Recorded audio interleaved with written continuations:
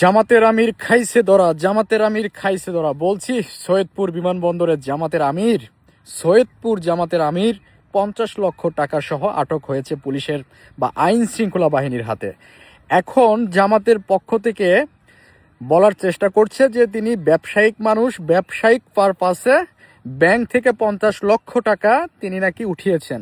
আমার প্রশ্ন হলো, এখন তো ব্যবসা প্রতিষ্ঠান সবকিছু বন্ধ, সকল প্রতিষ্ঠান বন্ধ হয়ে গেছে। এমন একটা সময়ে নির্বাচনের আগের দিন কেন তাকে 50 লক্ষ টাকা ব্যাংক থেকে তুলতে হবে? আমার প্রশ্নটা হচ্ছে ওই জায়গায়। আপনারা বোঝার চেষ্টা করুন, এখন কিন্তু সকল ধরনের প্রতিষ্ঠান বন্ধ রয়েছে।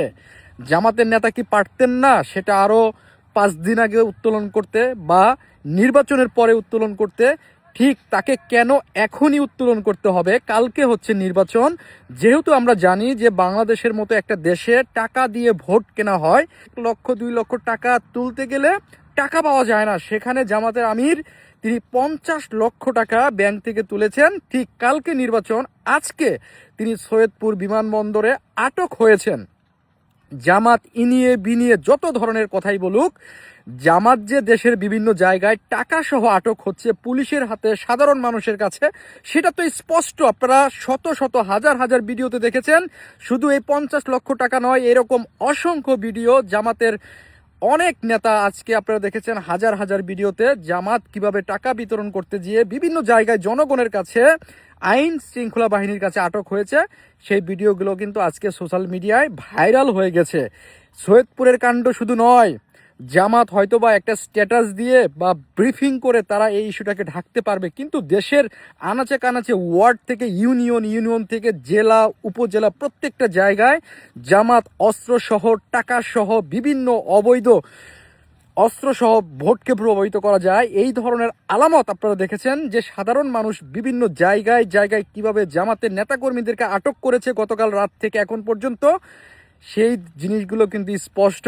সুতরাং আমরা ধরে নিতে পারি যে 50 লক্ষ টাকা সহ আটক হয়েছে, এটা নিছক ব্যবসায়ের উদ্দেশ্যে নয়।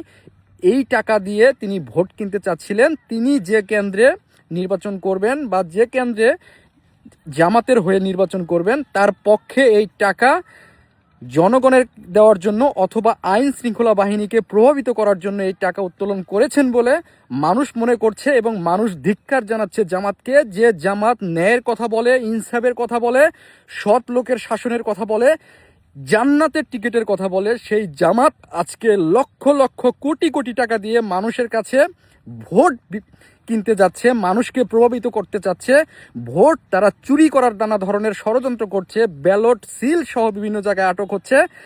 এই ধরনের ভণ্ড, মুনাফেক, দেশদ্রোহী রাজাকারদেরকে আপনারা ভোট দিবেন কিনা সেই সিদ্ধান্ত নেওয়ার আপনাদের সময় এসে গেছে।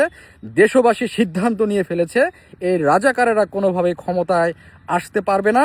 কারণ এই রাজাকাররা বাংলাদেশকে কোনোদিনও স্বীকার করেনি। তারা এখনও পাকিস্তানের যে প্রেতাত্মা তাদের ভিতরে ভর করেছে সেই 71 সাল থেকে, সেটা এখনও তাদের মধ্যে বলবদ্ধ আছে বলে মানুষ মনে করে।